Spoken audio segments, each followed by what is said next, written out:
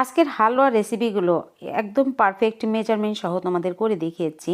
যে কোনো দিনও হালুয়া বানাওনি সেও কিন্তু আমার রেসিপি ফলো করে বানাতে পারবে। নতুন বউ থেকে শুরু করে সবাই পারবে।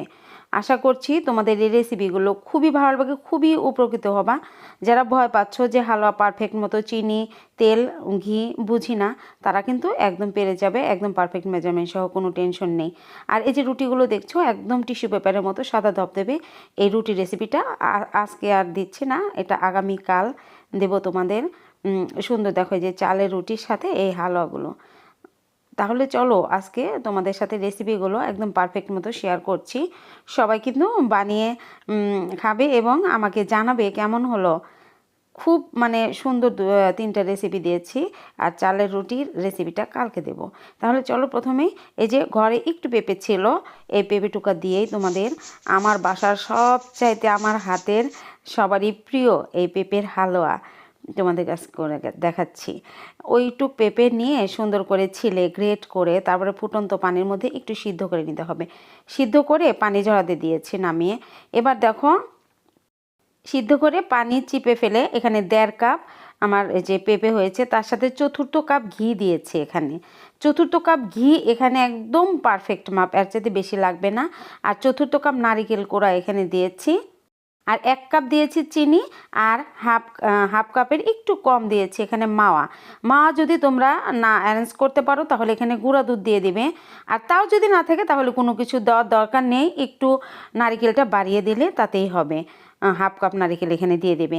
আর একটু সবুজ, যেহেতু সবুজ করার জন্য একটু সবুজ কালারটা দিয়ে দিলাম, হালকা দেখতে ভালো লাগবে। এ তো যখন এই পর্যায়ে হবে তখন আরেকটু হবে, দেখো এই যে হয়ে গেছে। হওয়ার আগে তোমরা বুঝতেই পারবে যে হয়ে গেছে, হাতে একটু শক্ত শক্ত লাগবে, তখন এরমভাবে নামিয়ে ঠান্ডা করে তারপরে যে উপরে একটু চেরি কুচি দিয়ে, এখানে আমি ত্রুটি ফুটি নিয়েছি, চেরি কুচি দিলে বেশি ভালো হয়, দিয়ে এই যে কোনো ইয়েতে বানাবে। না হলে বরফির মতো করে কেটে নিতে পারো, যে কোনো মোল্ডে বানিয়ে নিতে পারো। না হলে তোমরা যে গোল বল বানিয়ে একটু ডেকোরেশন করতে পারো, বা বরফির মতো করে কেটেও ডেকোরেশন করে নিতে পারো। আমি যেভাবে একটা সাজ দিয়ে এরকমভাবে বানিয়ে দেখা যেতে হবে, সবগুলো বানিয়ে নিয়েছি। আর কি যে সুন্দর হয় এটা খেতে, একবার খেলে জীবনে এর স্বাদ ভুলতে পারবে না। বাসার যাকে খাওয়াবে প্রতি শবে বরাতে কিন্তু তোমাকে এই হালুয়াটা বানাতে বলবে। শুধু শবে বরাত কেন, হালুয়া বানিয়ে কিন্তু সবসময় আমরা রুটি দিয়ে খেয়ে থাকি। এবার দেখো এখানে 1 কাপ ছোলার ডাল আমি ভিজিয়ে রেখেছিলাম তো 2 ঘন্টার জন্য। 2 ঘন্টা পর একটু ফুলে উঠেছে। তারপর প্রেশার কুকারে পানি দিয়ে সিদ্ধ করছি। অনেকে দেখা যায় দুধ দিয়ে সিদ্ধ করে, দুধ দিয়ে সিদ্ধ করলে কিন্তু পাতিল, প্রেশার কুকার সব নষ্ট হয়ে যায়, শুধু বলক উঠতেই থাকে। এই জন্য আমি কখনোই দুধ দিয়ে সিদ্ধ করি না। খুব অল্প পানি দিয়ে 2টা সিটি দেবে, 2টা সিটি দিয়ে নামিয়ে এটা ব্লেন্ডার করা বা পাটায় বাটার কোনো ঝামেলা নেই। প্রেশার কুকারে সিদ্ধ করলে তুমি সুন্দরভাবে এই যে আমরা যে ভর্তা করি যে এটা দিয়েই সুন্দর করে একটু মিহি করে নিতে পারবে। এবার দেখো 1 কাপ ডালের জন্য 1/4 কাপ ঘি দিয়েছি, তার সাথে সাদা এলাচ আর দারচিনি, দারচিনিটা দিতে হবে, ফ্লেভারটা ভালো আসে এই বুটের ডালের হালুয়া।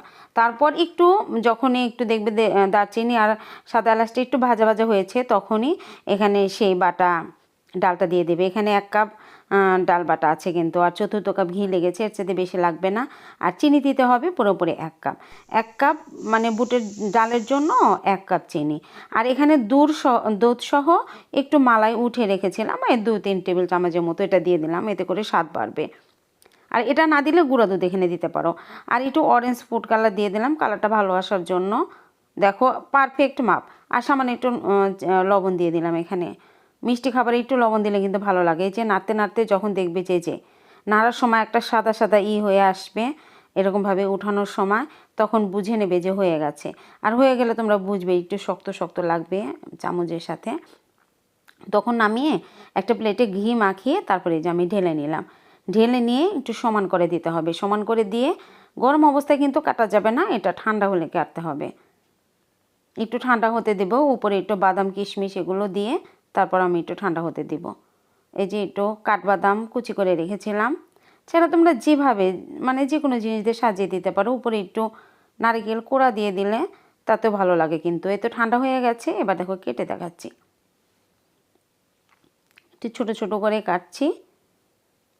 দেখো একদম পারফেক্ট মাপ। দেখো 1 কাপ বুটের ডালের সাথে 1 কাপ চিনি, 1/4 কাপ ঘি লাগবে এখানে।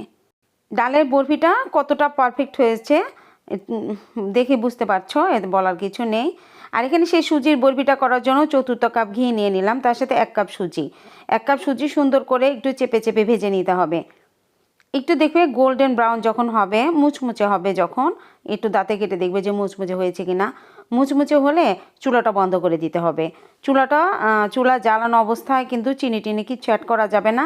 চুলা বন্ধ করে 1 কাপ সুজির সাথে 1 কাপ চিনি আর তার সাথে 1 কাপ পানি, সামান্য একটু সাদা এলাচের গুঁড়া দিয়ে দিলাম আর সামান্য একটু লবণ দিয়ে দিলাম, দিয়ে এখন নাড়তে হবে। এত সহজ এই রেসিপি 3টা আমার, মানে এটা বানাতে বানাতে একদম মানে এখন আমি একদম সহজ করে দেখাতে পারি। আর এই সুজির বরফিটা কিন্তু খুব দ্রুত হয়ে যায়। দেখো এই যে একটু প্লেটে ঘি মাখিয়ে রেখে এবার ঢেলে নিলাম। সমান করে ঠান্ডা হলে কাটবো। আর যে কোনো হালুয়া কাটার সময় কিন্তু ওই যে চাকু দিয়ে যে কাটবে তখন চাকুর সাথে একটু ঘি মানে লাগিয়ে নেবে, তাহলে মানে কাটতে খুব সুন্দর হবে, লেগে আসবে না ছুরির সাথে। একটু ঘি লাগিয়ে নিয়েছি, ঘি লাগিয়ে নিয়ে তারপরে যে একটু কেটে নিচ্ছি। দেখো একদম পারফেক্ট মাপ। এই তো দেখো কতটা সুন্দর, দেখি বুঝতে পারছো কতটা সুন্দর পারফেক্ট হয়েছে আমার এই সুজির হালুয়াটা।